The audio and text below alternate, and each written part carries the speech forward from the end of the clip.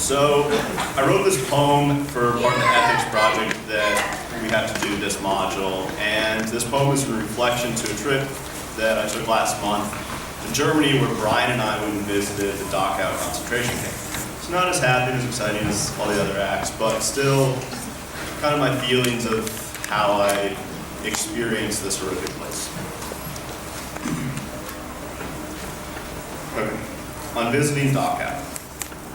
The day seemed right, the weather cold and rainy, the regal sun not piercing through the clouds like it had the day before. As we began the trek to Dachau, not knowing what lay ahead, the only thing that crossed my mind was fear.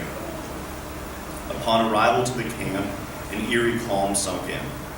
I pulled my jacket tighter, but it didn't seem to matter as the wind snuck within. You could feel the death take hold. What if I had been on that train just 60 years ago? What if I had been forced to make the walk through the gates that read, Abri man free?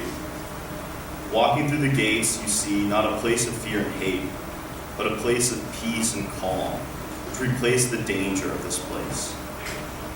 Most prominently, you see two lines of poplar trees, borne by the Nazis to hide the evil of this place. Throughout my youth, I'd always wondered what I would feel when I came face to face with the death of my people. I thought I would be sad, I thought I would cry, but even after all these years, the only thing I felt was hate. What if I had been on that train just 60 years ago? What if I had been forced to make the walk through the gates that read, Abri man free? There were 2 times that day I began to cry. The first was seeing the torture carried out on a fellow Jew. Before, during, and after, the doctors induced an air embolism. The second was walking into the gates, into the gas chamber, although it was never used. Before crossing through that boundary, I paused. This was a place of death, designed by science, made efficient by a Jew.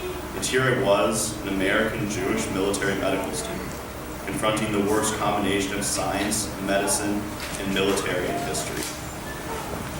What if I had been on that train just 60 years ago?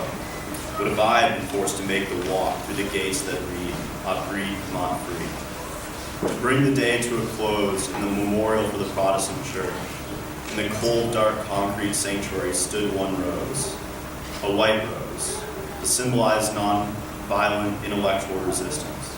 As military physicians, we must embrace the white rose when all the world around us turns blood red. The rain began to stop, the clouds a little thinner. This journey was a difficult one, filled with sadness and hate.